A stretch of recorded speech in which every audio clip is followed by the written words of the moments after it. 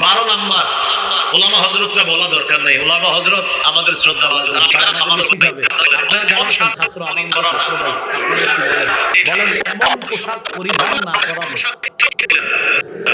قال رسول الله صلى الله عليه وسلم واشربوا وتصدقوا والبسوا ما لم يخالفه إسراف أو مغيلا।